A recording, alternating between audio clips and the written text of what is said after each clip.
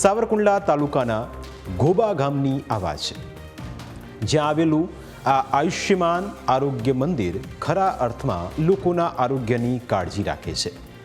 આયુષ્યમાન આરોગ્ય મંદિરમાં ફરજ બજાવતા ડૉક્ટર સચિન ઉદ્દેશે દર્દીઓ માટે ઉપયોગી થવાનો સંકલ્પ લીધો અને આ સંકલ્પ તેમણે પૂરો પણ કર્યો.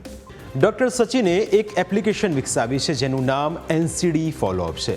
એપ્લિકેશનથી સુગર બીપીના દર્દીઓને મોટો ફાયદો થયો છે, કારણ કે મોબાઈલ એપ્લિકેશનથી દર્દીની નિયમિતતા, દવા પાલન અને ઓપીડીની વિગતોની અસરકારક દેખરેખ રાખી શકાય છે. હવે એ સમજવું જરૂરી છે કે એપ્લિકેશન દર્દીઓ માટે કેવી રીતે ઉપયોગી છે. બ્લડ પ્રેશર, ડાયાબિટીસ, કેન્સર સહિતની બીમારીના દર્દીઓ માટે આ એપ્લિકેશન ઉપયોગી છે. બીમારી ધરાવતા દર્દીઓ માટે નિયમિત દવા અને ફોલોઅપ કરવામાં આ એપ મદદ કરે છે. દર્દીના મોબાઈલ પર દવા પૂર્ણ થવાની તારીખે ડૉક્ટરને બતાવવા જવાની સૂચના આવી જાય છે. આ એપ SMS અને કોલ દ્વારા નિયમિત દવા લેવાની યાદ અપાવે છે. ડૉક્ટર માટે ઉપલબ્ધ ડેશબોર્ડમાં ગ્રીન, યલો અને રેડ કલરના માર્કર દ્વારા દર્દીના ફોલોઅપની સ્થિતિ સ્પષ્ટ રીતે જાણી શકાય છે. ગ્રીન કલર નિયમિત ફોલોઅપ દર્શાવે છે. યલો કલર એક મુલાકાત ચૂકી ગયેલા દર્દી દર્શાવે છે, જ્યારે રેડ કલર 2 કે તેથી વધુ ફોલોઅપ ચૂકી ગયેલા દર્દીઓની માહિતી આપે છે. આવી જોખમગ્રસ્ત દર્દીઓને સમયસર સારવાર સાથે જોડવાનું કાર્ય સરળ બન્યું છે. હાલ આ એપ્લિકેશનનો લાભ ગામના 217 દર્દીઓ લઈ રહ્યા છે. ડૉક્ટરની સેવા એટલી અદ્ભુત છે કે દર્દીઓ જાતે જ આવી શકતા નથી.